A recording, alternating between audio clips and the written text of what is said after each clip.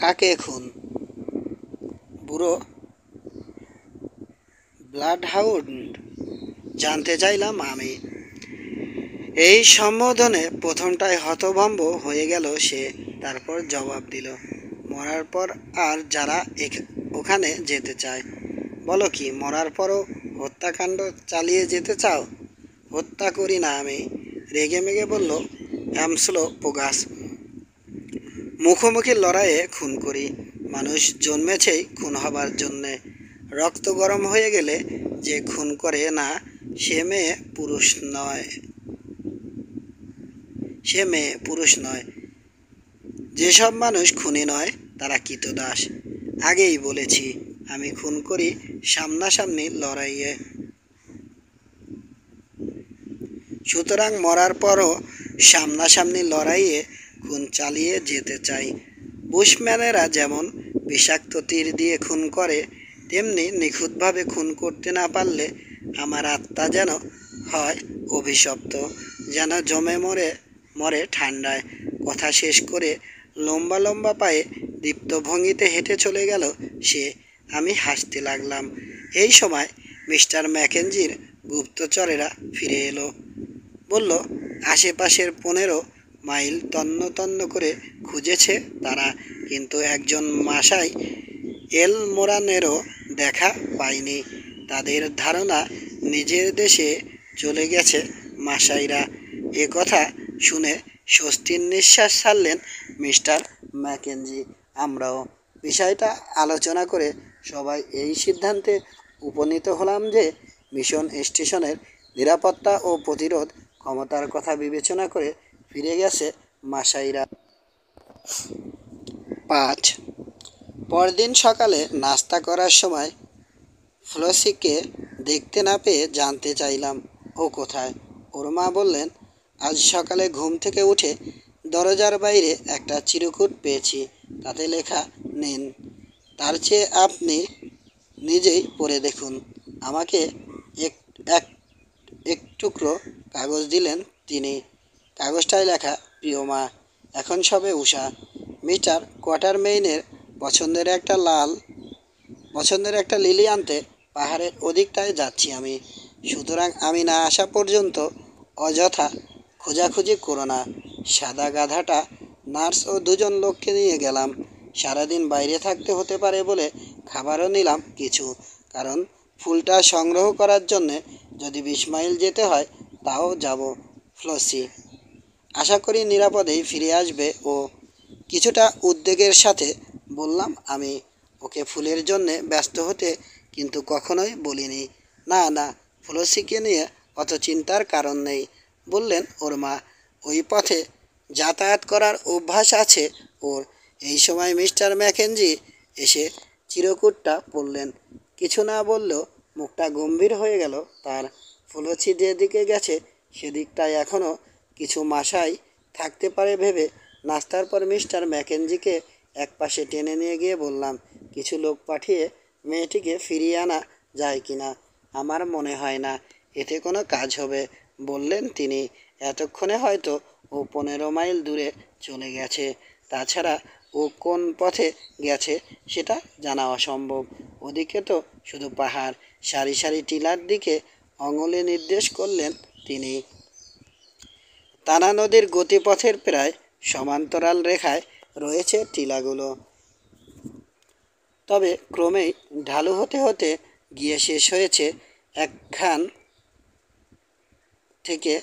এখান থেকে মাইল 5 দূরের ঘন ঝোপঝাড়ময় একটা সমতল ভূমিতে।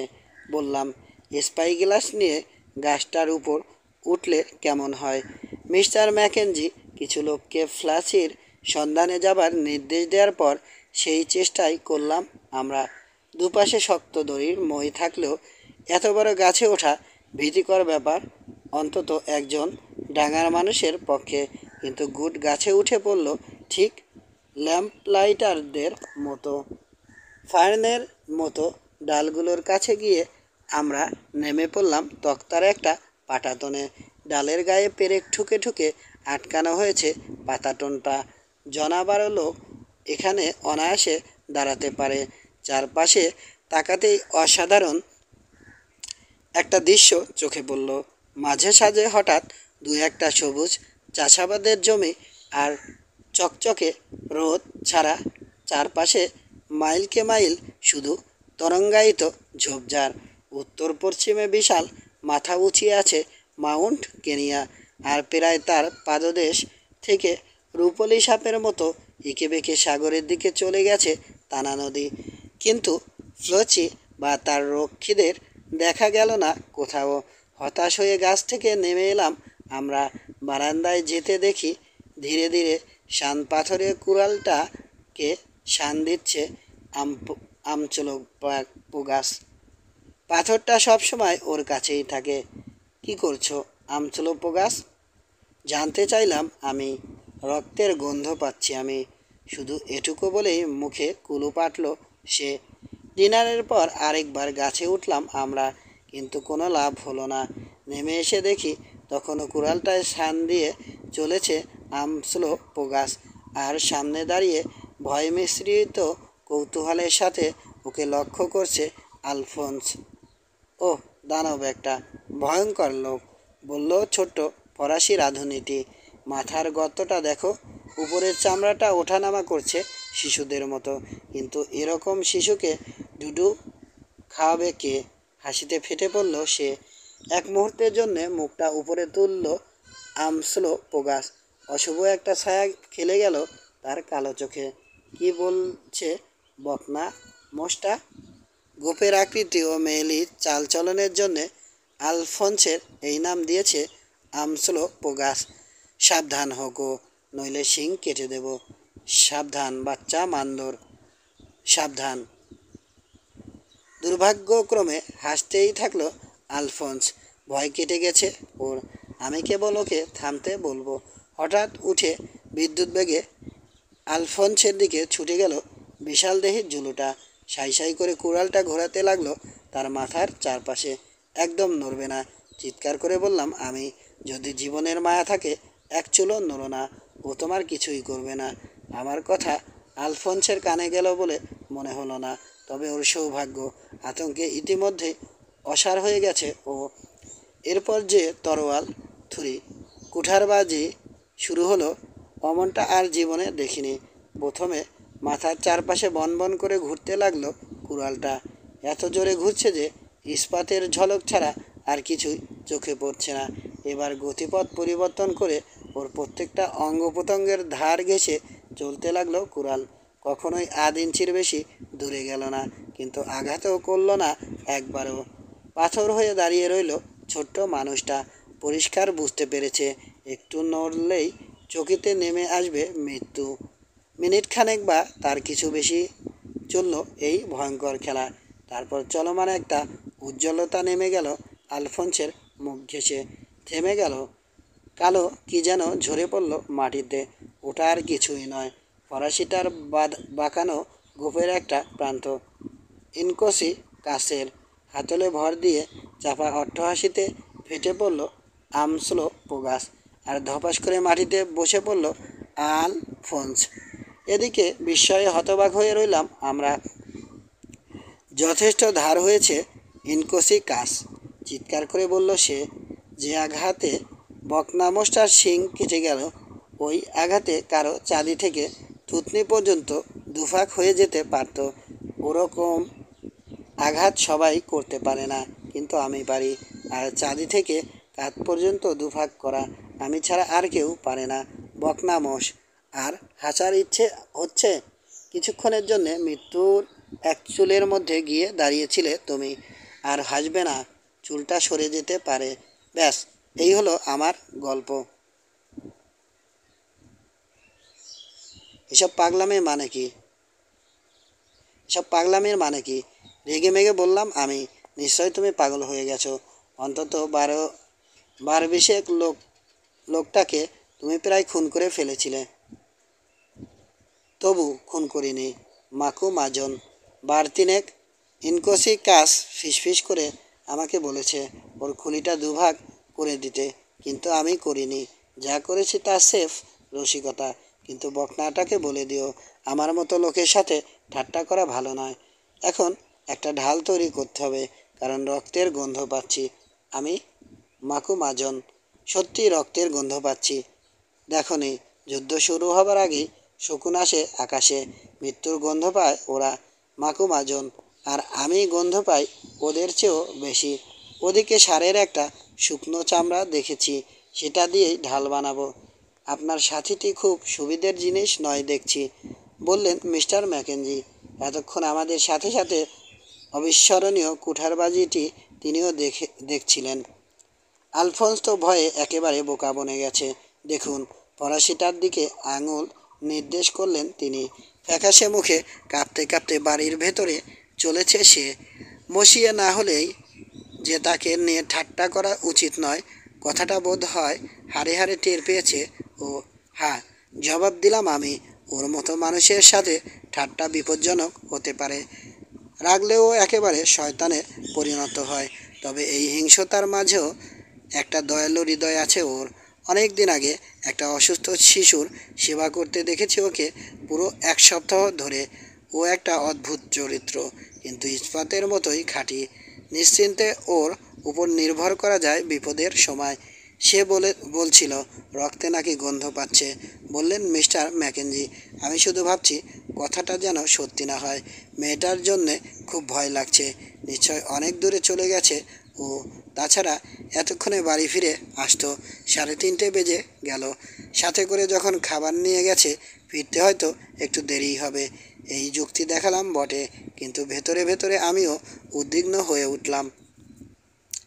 একটু পরে মিস্টার ম্যাকেঞ্জির লোকেরা ফিরে এসে বলল, গাধার পদচিহ্ন ধরে কয়েক মাইল এগোনোর পর পাথুরে একটা জমিতে চিহ্নটা হারিয়ে ফেলে তারা।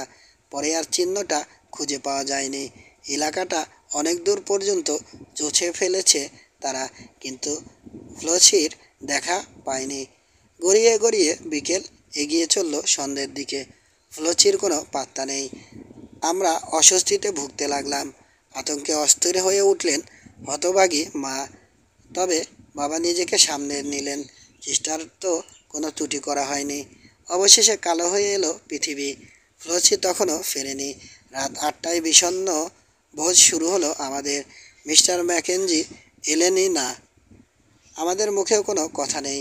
আমাদের জন্যেই দয়ালু মানুষটির আজ এই দশা। খাওয়া প্রায় শেষ হতে বললাম, আমি একটু বাইরে যেতে চাই। ঠান্ডা মাথায় পরিস্থিতিটা ভাবা দরকার। বারান্দায় গিয়ে পাইপ ধরিয়ে প্রতিরক্ষা দেয়ালটার গায়ের ছোট্ট দরজাগুলোর একটার ঠিক উল্টো দিকে বসে পড়লাম। 6 কি 7 মিনিট পর মনে হলো দরজাটা যেন খোলার শব্দ পেলাম। ওদিকে চাইলাম আমি, কিন্তু কিছু দেখতে না পেয়ে ভাবলাম নিশ্চয় ভুল শুনেছি। রাতটা বেশ অন্ধকার, চাঁদ ওঠেনি তখনও। আরেকটা মিনিট কেটে গেল। তারপর ধপ করে নরম কি যেন একটা পড়ল বারান্দার উপর। ঘুরিয়ে এলো আমার দিকে। প্রথমটায় উঠলাম না আমি। কি হতে পারে ওটা? শেষমেশ মনে হলো নিশ্চয় কোনো জানোয়ার। হঠাৎ আরেকটা কথা মনে হতেই তড়াক করে লাফিয়ে উঠলাম। কয়েক ফুট দূরে স্থির হয়ে আছে জিনিসটা। হাত বাড়ালাম ওটার দিকে, নড়ল না। অর্থাৎ জানোয়ার নয়। এবার হাত রাখলাম। নরম গরম আর ভারী কি যেন একটা। চকিতে জিনিসটা উঠিয়ে ধরলাম তারার আলোয়। সদ্য কাটা একটা মানুষের মাথা। এসব ঘটনায় আমি অভ্যস্ত, সহজে ঘাবড়ে যাই না। তবু এই বীভৎস দৃশ্য দেখে ভেতরটা কেমন যেন গুলিয়ে উঠল। এটা এখানে এলো কী করে? কার এটা? মাথাটা নামিয়ে রেখে ছুটে গেলাম ছোট দরজাটার কাছে। বেরিয়ে পড়তে যাচ্ছিলাম প্রায় বাইরের অন্ধকারে, কিন্তু ছুরি খেতে পারি ভেবে থেমে গেলাম। তাড়াতাড়ি বন্ধ করে দিলাম দরজাটা। তারপর বারান্দায় গিয়ে ডাকলাম স্যার হেনরিকে। নিশ্চয় চিৎকার দিয়ে উঠেছিলাম, কারণ স্যার হেনরির সাথে সাথে গুড আর মিস্টার ম্যাকেঞ্জিও দৌড়ে এলেন। কী ব্যাপার জানতে চাইলেন উদ্বিগ্ন পাদ্রী। ফলে খুলে বলতে হলো ঘটনাটা। শুনতে শুনতে মুখটা মরার মতো হয়ে গেল মিস্টার ম্যাকেঞ্জির। আমরা যেখানটায় দাঁড়িয়ে আছি, ডাইনিং হলের একটা আলো এসে পড়েছে সেখানে। চুল ধরে মাথাটা তুলে সেই আলোয় ধরলেন তিনি। এই লোকটা ফ্লাসির সাথে ছিল। হাঁপাতে হাঁপাতে বললেন তিনি, ঈশ্বরকে ধন্যবাদ, মাথাটা ওর নয়। হতবুদ্ধি হয়ে মুখ চাওয়াচাই করতে লাগলাম আমরা। এখন উপায়? হঠাৎ ধাক্কা পড়ল দরজায়। কে যেন চিৎকার করে উঠল, দরজা খোলো বাবা, দরজা খোলো। দরজা খুলতেই দৌড়ে ভিতরে ঢুকলো আতঙ্কিত একজন মানুষ। মিস্টার ম্যাকেঞ্জি ফ্ল্যাশের সন্ধানে যে দলটাকে পাঠিয়েছিলেন, এ তাদেরই একজন। বাবা চিৎকার দিয়ে বলল সে। মাসাই, বিরাট একটা দল পাহাড়ের পাশ দিয়ে এসে ছোট্ট ঝর্ণার কাছের কোরালটার দিকে গেছে। বাবা, মনটাকে শক্ত করো। ওদের মাঝখানে সাদা একটা গাধা দেখেছি আমি। গাধাটার উপর বসে আছে শ্বেতপদ্ম। এক এলমোরান নিয়ে চলেছে গাধাটাকে। তার পাশে কাঁদতে কাঁদতে চলেছে নার্স। সাথে যাওয়া অন্য লোকগুলোকে দেখতে পাইনি। মেয়েটা বেঁচে আছে? খসখসে গলায় জিজ্ঞেস করলেন মিস্টার ম্যাকেঞ্জি।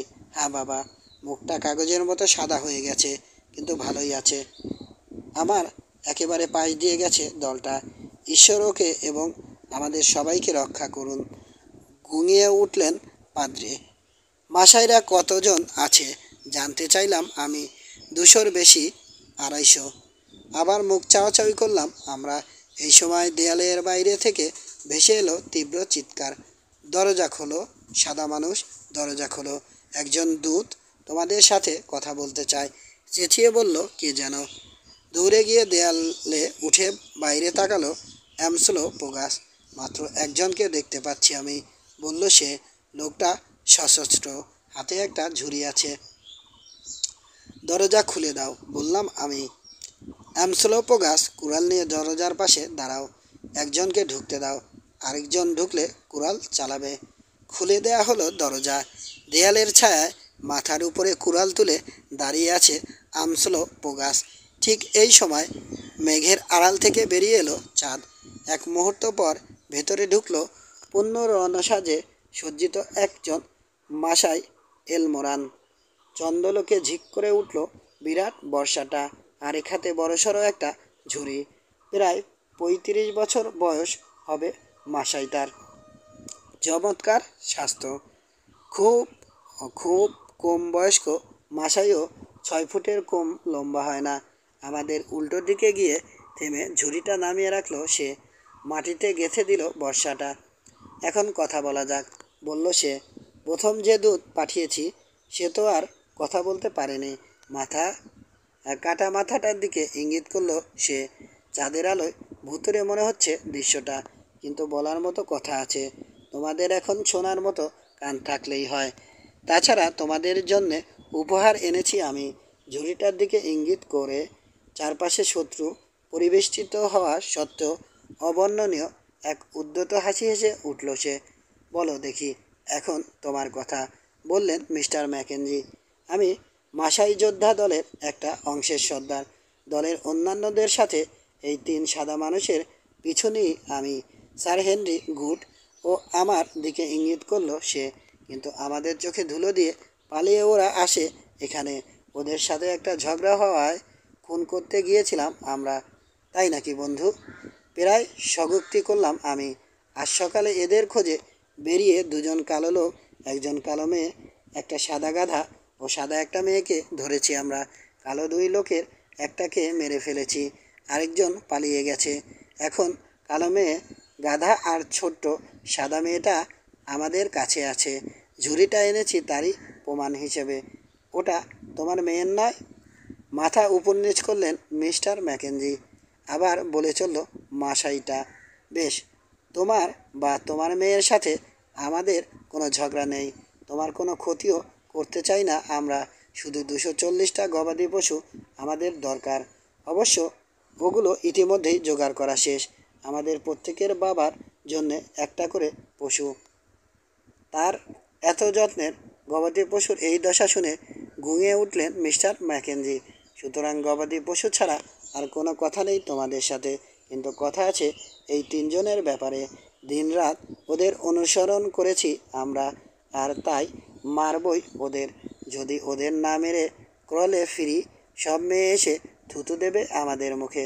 অতএব ওদের মরতেই হবে। এখন তোমার কাছে একটা প্রস্তাব আছে। ছোট্ট মেয়েটার কোনো ক্ষতি করব না আমরা। মেয়েটা যেমন সুন্দরী তেমনি সাহসী। এই 3 জনের একজনকে আমাদের দাও, জীবনের বদলে জীবন। তাহলেই তোমার মেয়েটাকে ছেড়ে দেব আমরা, কালো মেয়েটাকেও। এটা খুবই ন্যায্য দাবি। সাদা মানুষ মাত্র একজনকে চাইছি আমরা, তিনজনকে নয়। অবশ্য বাকি দুজনকেও সুযোগ মতো মারবই।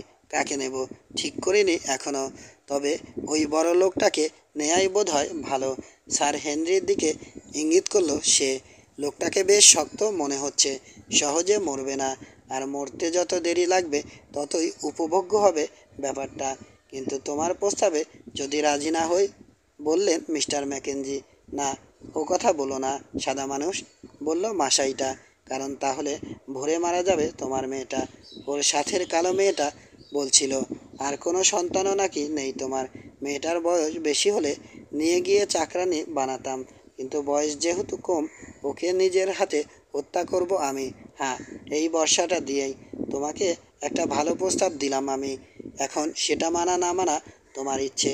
পাশবিক একটা ঠাট্টা করে হো হো করে হেসে উঠল শয়তানটা। এই কথাবার্তার মধ্যে দ্রুত বেগে চিন্তা চলতে লাগলো আমার মাথায়। শেষমেশ সিদ্ধান্ত নিলাম আমার জীবনটাই দেব ফ্লসির জীবনের বদলে। এতক্ষণ কথাটা বলিনি, পাছে কেউ ভুল ভুল বোঝে। একটা কথা পরিষ্কার বলে নেয়া ভালো, বীরত্ব দেখাবার জন্য কাজটা করতে চাইছি না আমি।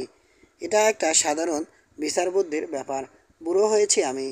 এ জীবনে এক এ জীবন এখন অর্থহীন, কিন্তু ফ্ল্যাচির জীবন মূল্যবান।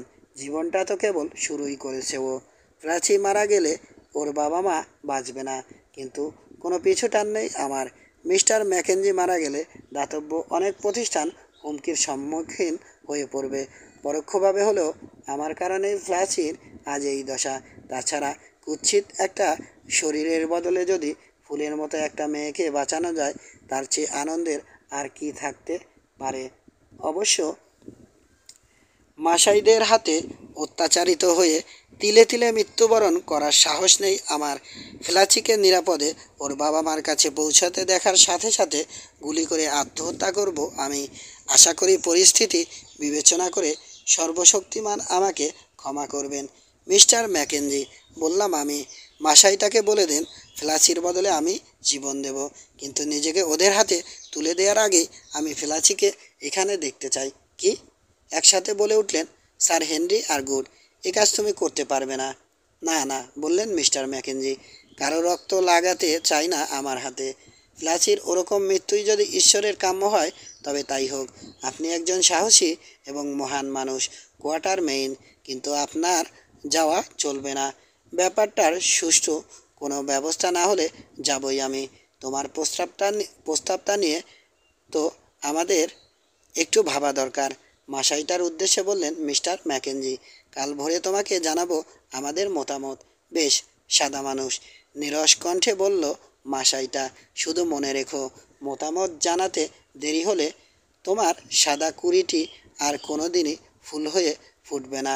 আমার মনে হচ্ছে রাতের বেলা আক্রমণ করতে পারো তোমরা, কিন্তু কালো মেয়েটার থেকে জেনেছি তোমার লোকেরা উপকূলে গেছে। এখানে আছে মাত্র 20 জন, সুতরাং চিন্তাটা বুদ্ধিমানের মতো হবে না সাদা মানুষ। তাঁবুর সৈন্য নিয়ে দুর্গের বিরুদ্ধে লড়তে যেও না। আচ্ছা, বিদায়। 3 সাদা মানুষ, তোমাদেরও বিদায়। খুব শিগগিরই তোমাদের চোখের পাতা বন্ধ করে দেব চিরদিনের মতো। তাহলে ওই কথাই রইল, ভোরে মতামতটা জানাবে আমাকে। যদি না জানাও, বুঝতেই পারছো। আমসলো পোগাসের দিকে ঘুরে আবার বলল, দরজাটা খুলে দাও বন্ধু, তাড়াতাড়ি। এতক্ষণ ধরে কথা বলতে না পেরে অস্থির হয়ে উঠেছিল আমসলো পোগাস। এবার ধৈর্যের বাঁধ ভেঙে গেল ওর। মাসাইটার একেবারে নাকের ডগায় দাঁড়িয়ে চাপা গর্জনের স্বরে বলল, আমাকে দেখেছিস? দেখেছি বন্ধু, দেখেছি। আর এটা? ইনকোসিকাস দেখিয়ে বলল সে। দেখেছি বন্ধু, খেলনাটা দেখেছি। কি করবে ওটা দিয়ে? মাসাই কুত্তা, টুকরো টুকরো করব তোকে। বিরাট বর্ষাটা ঝাঁকিয়ে অট্টহাসি দিয়ে উঠল মাসাইটা। বলল, মানুষে মানুষে মুখোমুখি হলেই দেখা যাবে কে কাকে টুকরো করে। আবার পিলে চমকানো হাসি হাসতে লাগলো সে। মানুষের মুখোমুখি অনেকবারই হয়েছিস, কিন্তু এবার মুখোমুখি হবি আমসলো পোগাসের। হেসে নে, খুব হেসে নে আজ। কাল তোর পাঁজর চিবোতে চিবোতে হাসবে শেয়ালের পাল।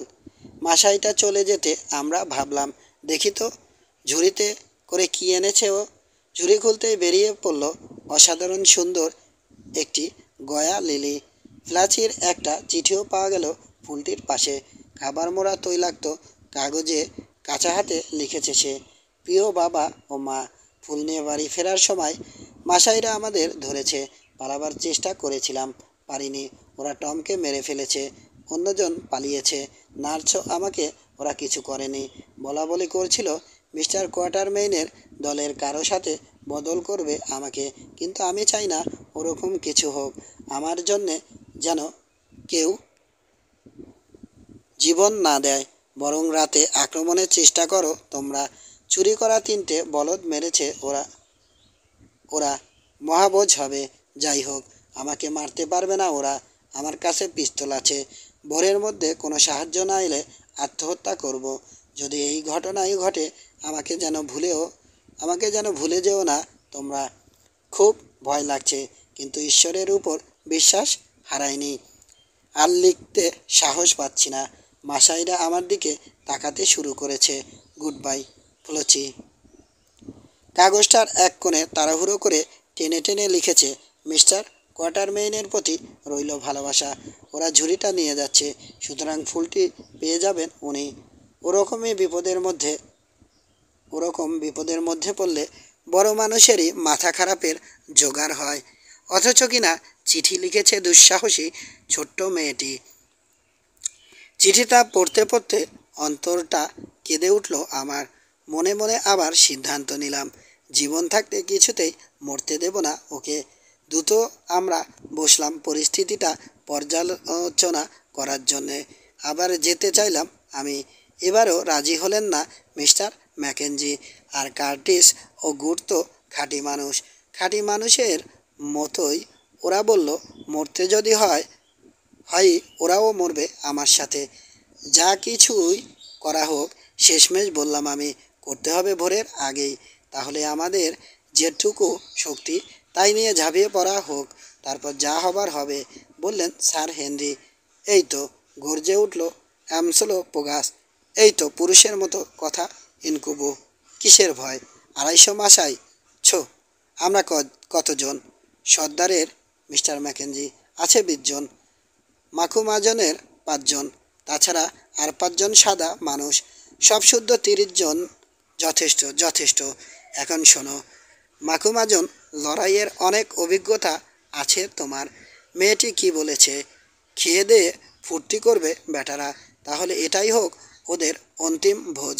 ভোরে যেটাকে কুপিয়ে মারব। কি বলেছে সেই কুত্তাটা? আমাদের আক্রমণের কোনো ভয়ই নেই তার। পুরনো যে ক্রালটার কাছে ওরা আড্ডা গেড়েছে, জায়গাটা চেনো? আজ সকালে আমি ওটা দেখেছি। জায়গাটা এরকম।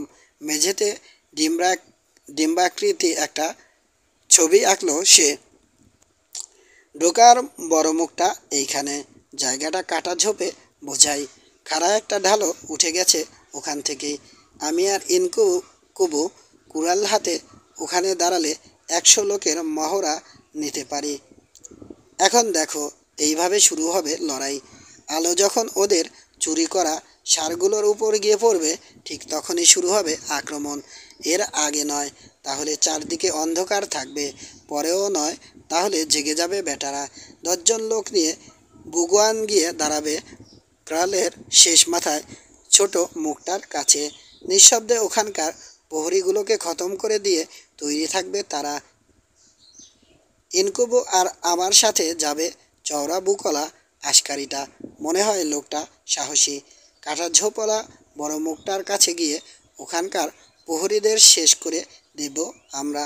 তারপর কুড়াল হাতে ইনকুবু আমি দাঁড়াবো মুখটার দুপাশে। আমাদের পেছনে থাকবে আশকারিটা। তাহলে একটা সুতো আর বেরোতে পারবে না ওদিক দিয়ে। চাপটা বেশি পড়বে আমাদের দিকেই। তো আমাদের লোক আর থাকলো তাহলে 16 জন। এরা 2 ভাগে ভাগ হয়ে একদল যাবে মাকুমাজনের সাথে, আরেক দল প্রার্থনাকারী মানুষের সাথে। ক্রলের ডান ও বাঁ পাশ দিয়ে যাবে দল দুটো। প্রত্যেকের কাছেই থাকবে রাইফেল। তারপর মাখু মাজন ষাঁড়ের মতো মাথা নিচু করতেই একযোগে সবাই গুলিবর্ষণ শুরু করবে ঘুমন্ত মাসাইদের উপর। কিন্তু সাবধান, গুলি যেন ছোট মেয়েটির গায়ে না লাগে। গুলির শব্দ কানে যেতেই লড়াইয়ের হুঙ্কার দিয়ে উঠবে বুগুয়ান বুগুয়ানের দল। লাফিয়ে দেয়াল পার হয়ে ঢুকে পড়বে তারা ক্রলের ভেতরে। সামনে যে মাসাই পাবে তাকেই বসাবে তলোয়ারের কোপ। পেট পুড়ে খেয়ে তো চোখ ঘুমে ঢুলুঢুলু করছে ব্যাটাদের। হঠাৎ করে গুলির তীব্র শব্দ, নিজেদের লোকের পতন, আর বুগুয়ানের দলের তরোয়াল ও বর্ষার ঝলকানি হতবাক করে দেবে ওদের। কোনো বুদ্ধি না পেয়ে উঠে ওরা সোজা ছুটবে কাটা ঝোপলা মুখটার দিকে। ছোটার সময়ে দুপাশের গুলি মাটির সাথে মিশিয়ে দেবে ওদের। তারপরে যদি ছিটকে ছুটকে বেরিয়ে আসে কেউ, ইনকুবু। আমি আর আশকারিটা তো রইলামই। এই হলো আমার বুদ্ধি। মাখু মাজন, তোমার যদি এর চেয়ে ভালো কিছু থাকে তাহলে বলো। ওর কথা শেষ হবার পর টুকিটাকি দু একটা ব্যাপার বিশ্লেষণ করলাম আমি। সাদরে সবাই গ্রহণ করলো প্রায় নিখুঁত প্ল্যানটা। বুনোদের মধ্যে ওর চেয়ে ভালো সেনাপতি আমি আর দেখিনি। এরকম পরিস্থিতিতে এটার চেয়ে ভালো প্ল্যান আর হতে পারে না। এই প্ল্যান মতো এগোলেই সাফল্যের একটা ক্ষীণ সম্ভাবনা আছে। তবে এত কিছুর পরেও স্বীকার করতে হচ্ছে, মাসাইদের সংখ্যার কথা ভাবতেই মনটা কেমন দমে যেতে চাইল। বুড়ো সিংহ আমসোলোপোগাসকে উদ্দেশ্য করে বললাম আমি, এখনও তুমি ঠিকই জানো কেমন করে উৎপেত পাততে হবে আর কেমন করে বসাতে হবে কামড়, কখন পিছু নিতে হবে আর কখন মারতে হবে থাবা। ঠিক ঠিক বলেছ মাকুমাজন, জবাব দিল সে। 40 বছর ধরে আমি যোদ্ধা, অনেক অনেক অভিজ্ঞতা আছে আমার। আর এই লড়াইটা বেশ ভালোই হবে। রক্তের গন্ধ পাচ্ছি, বলিনি তোমাকে? রক্তের গন্ধ পাচ্ছি আমি। 6 বলা বাহুল্য, মাসাই দেখার সাথে সাথে মিশনের সবাই আশ্রয় নিয়েছিল পাথরের দেয়ালটার ভেতরে। এখন একে একে বেরিয়ে আসতে লাগলো তারা। বাচ্চারা ছোট ছোট দলে বিভক্ত হয়ে কিচিরমিচির করছে। আলোচনার বিষয়বস্তু মাসাইদের চেহারা আর চালচলন। তাছাড়া ওরা ভেতরে ঢুকতে পারলে যে ভয়াবহ কাণ্ড ঘটতে পারত তা নিয়েও একটা কল্পনার চেষ্টা চলছে। আমসোলোপোগাসের প্ল্যান গৃহীত হবার সাথে সাথে মিস্টার ম্যাকেঞ্জি ডেকে পাঠালেন 12 থেকে 15 বছরের 4 জন চটপটে ছেলেকে। মাসাইদের আড্ডার উপর সবসময় নজর রাখতে বললেন তাদের। কখন কি ঘটছে সে সংবাদও তৎক্ষণাৎ জানিয়ে দেবে তারা। এছাড়া মাসাইরা যাতে অতর্কিত আক্রমণ চালাতে না পারে সেজন্যে ছোকরা এমনকি মেয়েদেরও বসিয়ে দেয়া হলো দেয়ালের কাছে। এরপর বক্তব্য রাখার জন্যে তার পুরো সমরশক্তি অর্থাৎ 20 জনকেই একত্র করলেন মিস্টার ম্যাকেঞ্জি। প্রকাণ্ড কর্নিফারটার গুড়ির কাছে দাঁড়ালেন তিনি।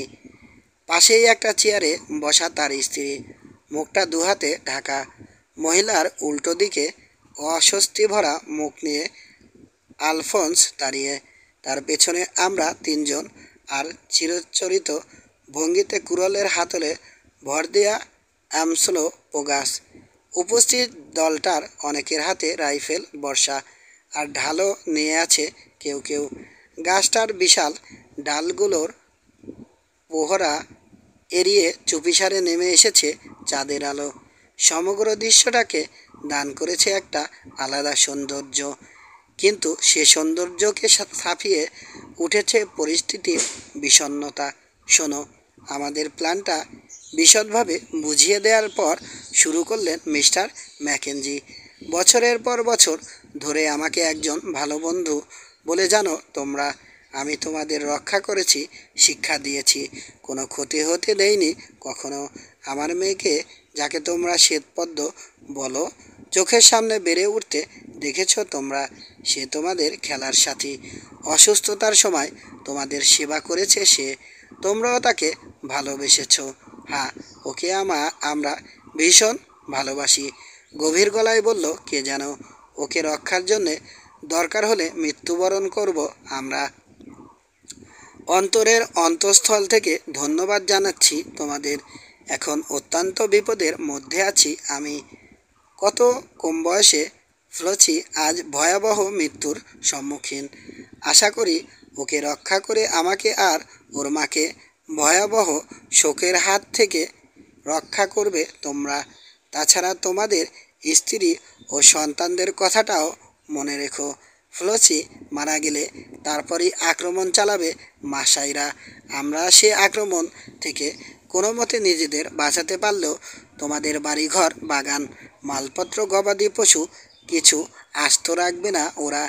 এতদিন ধরে কখনোই হাতে মানুষের রক্ত লাগতে দিইনি আমি, অথচ আজ সেই আমিই বলছি। ঝাঁপিয়ে পড়ো ঈশ্বরের নাম নিয়ে। প্রাণ ও বাসস্থান রক্ষার অধিকার ঈশ্বর আমাদের দিয়েছেন। শপথ করো, শরীরে এক বিন্দু রক্ত থাকতে লড়াই থেকে পিছু হটবে না তোমরা। আমার এবং সাহসী এই 3 সাদা মানুষের পাশে দাঁড়িয়ে ছোট্ট একটি মেয়েকে বাঁচাবে নৃশংস মৃত্যুর হাত থেকে। আর বলো না বাবা, আবার বলল সেই গভীর কণ্ঠ। শপথ করছি আমরা। শপথ ভাঙলে যেন কুকুরের মতো মরি। শিয়াল আর চিল যেন টেনে ছিঁড়ে খায় আমাদের মৃতদেহ।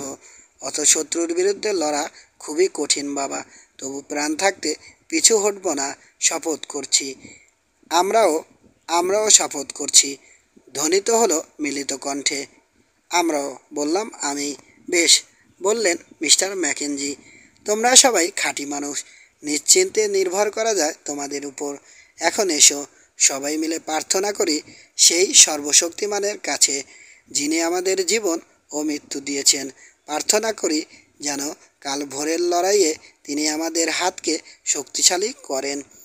হাঁটু মুড়ে বসলেন মিস্টার ম্যাকেঞ্জি। তার দেখা দেখি আমরাও।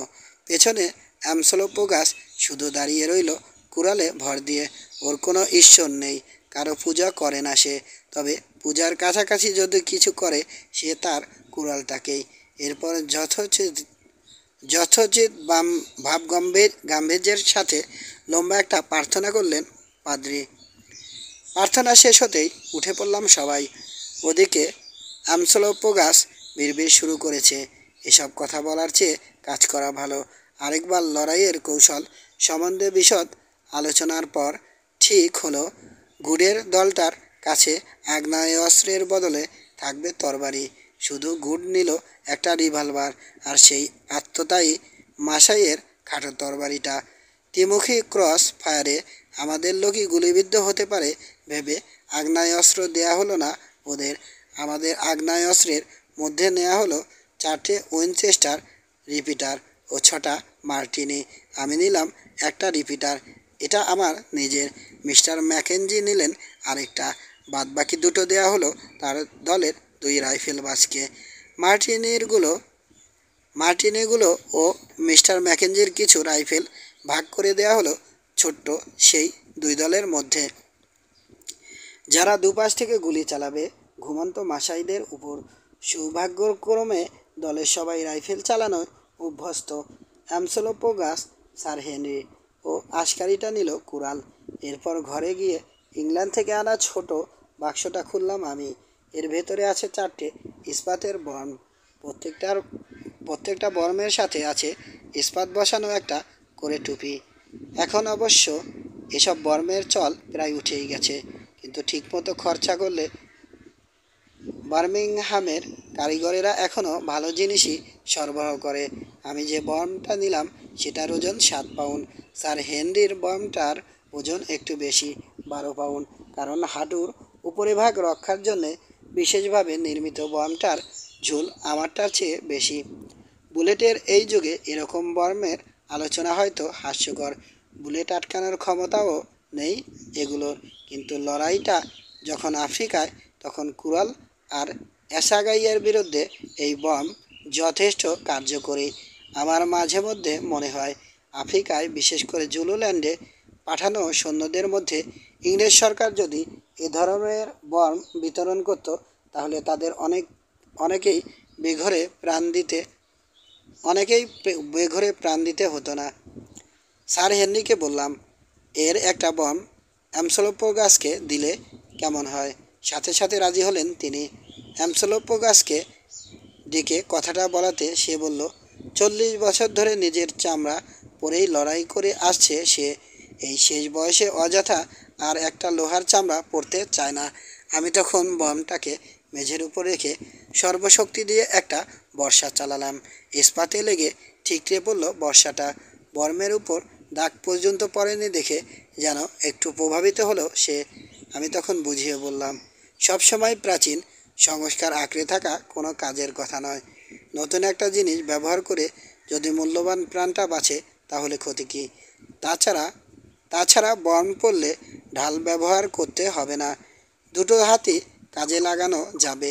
গাইগুই করে শেষমেশ লোহার চামড়া পরতে রাজি হলো অ্যামসোলোপোগাস। এখন প্রায় 1টা বাজে। আমাদের গুপ্তচরেরা এসে জানালো, ষাঁড়ের রক্ত ও প্রচুর পরিমাণে মাংস খেয়ে আগুনের চারপাশে শুতে যাচ্ছে মাসাইরা। কিন্তু কোরালের প্রত্যেকটা মুখে প্রহরী তারা ঠিকই রেখেছে। কোরালের পশ্চিম দিকে যে দেয়াল, তার কাছেই বসে আছে ফুলচি। তার পাশেই নার্স ও একটা খোঁটায় বাঁধা সাদা গাধাটা। ফুলচির দুপা রশি দিয়ে বাঁধা, ওকে ঘিরে শুয়ে আছে মাসাইরা। আপাতত আর কিছু করার নেই বলে সামান্য কিছু খেয়ে কয়েক ঘন্টার জন্যে শুয়ে পড়লাম আমরা। খাড়ার মতো মাথার উপর বিপদ ঝুলে থাকা সত্ত্বেও শটান মেঝেতে শুয়ে যেভাবে ঘুমিয়ে পড়ল অ্যামসোলোপোগাস, তাতে ওর স্নায়ুশক্তির প্রশংসা না করে পারা যায় না। অন্যান্যদের কথা বলতে পারবো না, কিন্তু ঘুম এলো না আমার। এরকম পরিস্থিতিতে আমি সাধারণ একটু আতঙ্কিত থাকি, আজও তার ব্যতিক্রম হলো না। ঠান্ডা মাথায় গোড়া থেকে ভাবতে লাগলাম সব কিছু লাগছে না সব কিছু। তারপর মনে মনে স্বীকার করতে বাধ্য হলাম, ব্যাপারটা আমার মোটেই ভালো লাগছে না। সব শুদ্ধ আমরা 30 জন, যাদের অধিকাংশেরই লড়াই করার অভিজ্ঞতা নেই, অথচ এই লোক নিয়েই আমরা লড়াই করতে চাইছি আফ্রিকার সবচেয়ে সাহসী, হিংস্র ও ভয়ঙ্কর একটা উপজাতির 250 যোদ্ধার বিরুদ্ধে, যাদের আবার চারপাশ থেকে ঘিরে আছে পাথরের দেয়াল। আমাদের প্ল্যানটা পাগলামি ছাড়া আর কিছু নয়। আর মাসাই প্রহরীদের দৃষ্টি এড়িয়ে আমাদের অবস্থান নেয়ার চিন্তাটা ঘোরতর পাগলামির পর্যায়ে পড়ে। একটা সামান্য দুর্ঘটনা, যেমন হঠাৎ কোনো রাইফেল আওয়াজ হয়ে যাওয়া, ডেকে আনবে ভয়ঙ্কর বিপদ। সাথে সাথে জেগে যাবে সমস্ত মাসাই, স্রেফ ছাতু হয়ে যাব আমরা। আমাদের একমাত্র আশা এখন নির্ভর করছে আচমকা ওদের ভরকে দেওয়ার উপর। খোলা একটা জানালা, যেটা দিয়ে বারান্দাটা চোখে পড়ে, সেটার পাশের একটা বিছানায় শুয়ে শুয়ে এইসব এইসব অস্বস্তিকর ভাবনা ভাবছি। হঠাৎ কানে এলো অদ্ভুত এক ধরনের গোঙানি ও ফুঁপিয়ে ফুঁপিয়ে কান্নার শব্দ। ব্যাপার কি? উঠে জানালা দিয়ে তাকালাম। বারান্দার শেষ প্রান্তে হাঁটু মুড়ে বসে বুক চাপড়াচ্ছে অস্পষ্ট একটা মূর্তি। আলফোন্স। ওর ফরাসি ভাষার মাথামুন্ডু কিছুই বুঝতে না পেরে ডাকলাম ওকে। জানতে চাইলাম কি করছে সে। প্রার্থনা করছি, মসিয়ে দীর্ঘশ্বাস ছাড়ল সে। আজ ভোরে যাদের কচুর কাটা করব, তাদের আত্মার শান্তির উদ্দেশ্যে। আচ্ছা, বললাম আমি। ভালো ভালো, প্রার্থনা করা খুব ভালো, কিন্তু কাজটা একটু আস্তে করলে হয় না? চলে গেল আলফোন্স। গোঙানির শব্দ আর শুনতে পেলাম না। ধীরে ধীরে বয়ে চলেছে সময়। অবশেষে জানালা পথে মিস্টার ম্যাকেঞ্জির সাড়া পাওয়া গেল। রাতের এই নিস্তব্ধতার মধ্যেই কাজ সারতে হবে সম্পূর্ণ নিঃশব্দে। 3টে ফিসফিস করে বললেন তিনি, 3:30 রওনা দেওয়া উচিত। তাকে ভেতরে আসতে বললাম। পরিস্থিতি এরকম না হলে হয়তো অট্টহাসি দিয়ে উঠতাম তার লড়াইয়ের সাজ দেখে। পাদ্রীদের লম্বা বোলের ঝুলের কালো কোট ও চওড়া কানওয়ালা কালো ফেল্ট হ্যাট পরেছেন তিনি। এগুলো পরার একমাত্র কারণ, এই কালো রং মিশে যাবে রাতের কালোর সাথে। হাতে আমাদের দেয়া উইনচেস্টার রিপিটার, কোমরের বেল্টে গোজা বাকথনের হাতলের বিরাট একটা মাংস কাটার ছুরি। আর লম্বা নলের একটা কোল্ট রিভলভার। আমাকে তাকিয়ে থাকতে দেখে বললেন, ছুরিটা দেখছেন? মনে হয় সামনাসামনি লড়াইয়ের সময় ওটা খুব কাজে দেবে। ওটা দিয়ে অনেক শুয়োর মেরেছি আমি। ধীরে ধীরে সবাই উঠে পোশাক পরতে লাগলো। গুলি রাখার বাড়তি পকেট ও রিভলভার বাঁধার সুবিধার্থে বর্মটার উপর একটা নরফোর জ্যাকেট পরলাম আমি। গুডও তাই করলো, কিন্তু বর্ম ইস্পাত বসানো টুপি আর নরম চামড়ার একজোড়া জুতো ছাড়া আর কিছুই পরলেন না স্যার হেনরি। হাঁটুর নিচ থেকে পাটা সম্পূর্ণ খোলা থাকলো বর্মের বাইরে। কোমরে রিভলভারটা বেঁধে নিলেন তিনি। ওদিকে প্রকাণ্ড গাছটার নিচে অন্যান্য লোকগুলোর খবরদারি করছে আমসলো পোগাস। শেষবারের মতো দেখে নিচ্ছে অস্ত্রসজ্জা ঠিকঠাক হয়েছে কিনা। একেবারে শেষ মুহূর্তে একটা পরিবর্তন করা হলো। পরীক্ষায় ধরা পড়ল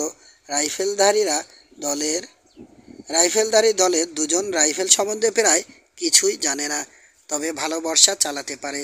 রাইফেল দুটো নিয়ে ঢালো মাসাইদের মতো লম্বা বর্ষা দেয়া হলো তাদের। কার্টিস অ্যামসলো পোগাস ও অ্যাশকারিটার সাথে যাবে এই দুজন।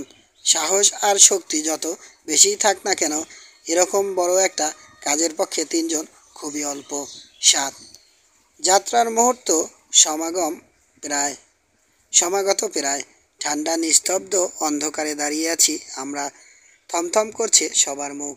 বিন্দু বিন্দু এই সময় এগোনো কুড়িয়ে কুড়িয়ে খেয়ে নেয় চাউ। স্যার হেনরির বারবার কুড়াল পরীক্ষা করা বা গুডের চশমার কাজ ঘষা চাউর উপর চাপ পড়ারই লক্ষণ। শুধু মাঝে মাঝে নস্যি নেওয়া ছাড়া ইনকোসিকাসের উপর ভর দিয়ে পাথরের মতো দাঁড়িয়ে আছে অ্যামসলো পোগাস। মুখের একটা রেখাও পরিবর্তন হয়নি ওর। মানুষের চাউ এত শক্ত হয়? নামতে নামতে দিগন্তের কাছে গিয়ে ডুবে গেল চাঁদ। অন্ধকারের ভেতর থেকে বেরিয়ে আসা মৃদু ধূসর আলো উষার আগমন বার্তা ঘোষণা করছে। মিস্টার ম্যাকেঞ্জির বাহু জড়িয়ে দাঁড়িয়ে আছেন তার স্ত্রী। খুবই চেষ্টা করছেন ফোঁপানি থামানোর। 3:40 বললেন তিনি। আক্রমণ করার পক্ষে যথেষ্ট আলো ফুটবে 4:20 বাজতে বাজতে। ক্যাপ্টেন গুডের রওনা দেয়া দরকার।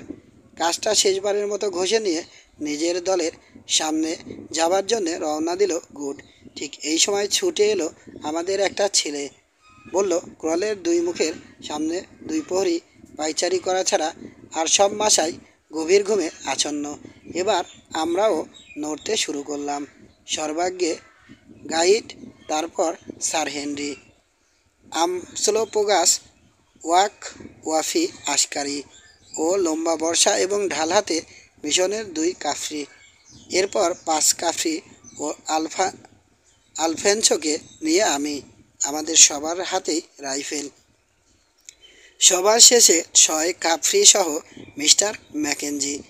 মাসাইরা যে ক্রালে আড্ডা গেড়েছে, মিশন থেকে তার দূরত্ব 800 গজ মতো হবে। প্রথম 500 গজ দ্রুতই এগোলাম আমরা। তারপর এগোতে লাগলাম শিকারের পেছনে চিতাবাঘের মতো। এক ঝোপ থেকে আরেক ঝোপ, এক পাথর থেকে আরেক পাথর, ভূতের মতো ভেসে চললাম আমরা। একবার পেছন ফিরতেই দেখি ফ্যাকাশে মুখে কাঁপতে কাঁপতে আসছে আলফোন্স। তার রাইফেলটা সম্পূর্ণ উদ্যত অবস্থায় আমার পিঠের দিকে চেয়ে আছে। সাথে সাথে থেমে সেফটি অন করে দিলাম। তারপর এগিয়ে চললাম আবার। ক্রালের 100 গজের মধ্যে পৌঁছাতেই আলফোন্সের দাঁতে দাঁতে বাড়ি লেগে ঠকাঠক শব্দ শুরু হয়ে গেল। শব্দ থামাও, নইলে তোমাকে খুন করব। হিংস্র ভঙ্গিতে ফিসফিসে বললাম আমি। একথা ভাবাও কঠিন যে শুধুমাত্র কারো দাঁত খটখটানির জন্যে আমাদের সবাইকে মরতে হবে। এ আপদকে তো রেখে আসাই ভালো ছিল। পারছি না মশিয়ে, বলল সে। ভীষণ শীত। এ তো মহা ঝামেলায় পড়া গেল। হঠাৎ মনে পড়ল, রাইফেল ছাপ করা একটা ন্যাকড়া আছে পকেটে। এটা মুখে গোজো। ন্যাকড়াটা ওকে দিয়ে আবার ফিসফিস করে বললাম আমি। আর একটা শব্দ করেছ কি? সাথে সাথে শেষ করে দেব। মুহূর্তে ন্যাকড়াটা মুখে বলল আলফোন্স। থেমে গেল খটখটানি। এবার নির্বিঘ্নে এগিয়ে চললাম আমরা। অবশেষে ক্রালের 50 গজের মধ্যে গিয়ে উপস্থিত হলাম। আমাদের মাঝে এখন শুধু একটা ঘাসের ঢাল, একটা লজ্জাবতী আর গোটা 2 কাটা ঝোপ ছাড়া জায়গাটা প্রায় ফাঁকা।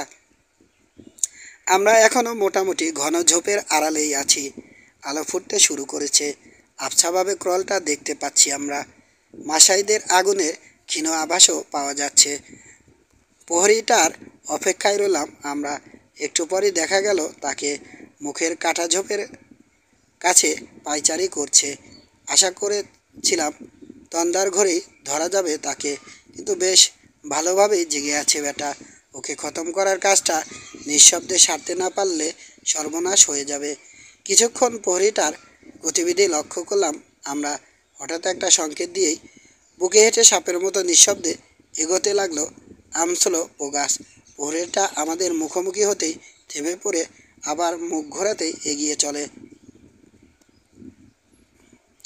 গুনগুন করে সুর ভাজছে অসতর্ক প্রহরী। লজ্জাবতী ঝোপটার কাছে গিয়ে থামলো আমসলো পোগাস। তখনও পায়চারি করছে প্রহরী। আমসলো পোগাস কাটা ঝোপটার আড়ালে যেতেই ঘুরল সে। কাটা ঝোপটার দিকে তাকাতে ওর ষষ্ঠ ইন্দ্রিয় বলল, কোথায় যেন কি একটা গোলমাল হয়েছে। এক ধাপ এগিয়ে গেল সে, থেমে হাই তুলল, তারপর নিচু হয়ে একটা নুড়ি তুলে নিয়ে ছুঁড়ল ঝোপটার দিকে। আমসলো পোগাসের মাথায় গিয়ে আঘাত হানল নুড়িটা। ভাগ্যিস বর্মে লেগে রং করে ওঠেনি।